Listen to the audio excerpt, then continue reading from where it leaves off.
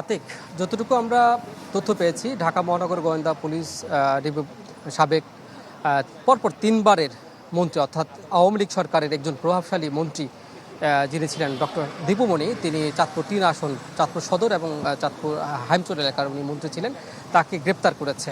অর্থাৎ সাম্প্রতিক যে ছাত্র জনতার আন্দোলনে দেশের পুরো প্রেক্ষাপট চেঞ্জ হয়ে যায়, আওয়ামী লীগ সরকার কিন্তু পিছু হটে এবং সাবেক প্রধানমন্ত্রী শেখ হাসিনা কিন্তু পালিয়ে যান দেশ ছেড়ে। এরপরে কিন্তু একে একে আওয়ামী লীগ সরকারের যে এমপি মন্ত্রী আছে তারা কিন্তু গা ঢাকা দিতে শুরু করে, তারা পালাতে শুরু করে, তাদেরকে বিভিন্ন সময় কিন্তু গ্রেপ্তার করছে আইনশৃঙ্খলা রক্ষাকারী বাহিনী। এর আগে কিন্তু প্রধানমন্ত্রীর শিল্প উপদেষ্টা সালমান এফ রহমান, সাবেক আইনমন্ত্রী আনিসুল হক এবং সাবেক আইসিটি প্রতিমন্ত্রী জুনায়েদ আহমেদ পলক সহ প্রভাবশালী অনেককেই গ্রেপ্তার করা হয়েছে। তথ্য রয়েছে যে সরকারের আরও অনেকে কিন্তু নজরদারির মধ্যে, সরকারের প্রভাবশালী অনেক মন্ত্রী এমপিরা কিন্তু এবং নেতাকর্মীরা কিন্তু আইনশৃঙ্খলা রক্ষাকারী বাহিনীর নজরদারিতে রয়েছে।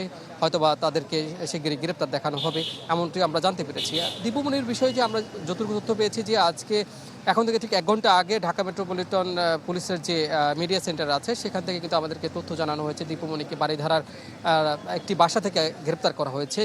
সেই বাসাটি তার একজন দীপুমণির স্বজনের বাসায় এবং সেখান থেকে তাকে নিয়ে আসা হয়েছে। আমরা প্রাথমিকভাবে এখন পর্যন্ত জেনেছি যে দীপুমণির বিরুদ্ধে চাঁদপুরে একটি হত্যা মামলা, একটি ভাঙচুরের মামলা করা হয়েছে এবং সেই মামলাটি কিন্তু দায়ের করেছেন বিএনপির একজন নেতা।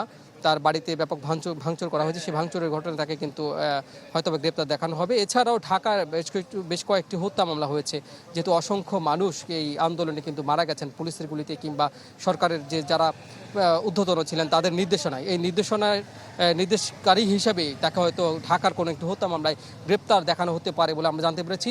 দীপুমণিকে এখন পর্যন্ত ডিবি অফিসে নিয়ে আসা হয়েছে কিনা সেই তথ্য আমাদের কাছে নেই, তবে আমরা কিছুক্ষণ আগে দেখেছি যে অন্তত ৩-৪টি গাড়ি, একটি গাড়িতে কালো গ্লাস রয়েছে এবং সামনে পেছনে পুলিশের প্রোটোকল আছে, অর্থাৎ ডিবি পুলিশের ঊর্ধ্বতন কর্মকর্তাদের সে বহর ছিল। তো আমরা এখনও নিশ্চিত হতে পারিনি যে আসলে ওই গাড়িতে কি দীপুমণি ছিলেন কিনা, আর না থাকলে হয়তো তাকে নিশ্চয়ই খুব শীঘ্রই নিয়ে আসা হবে।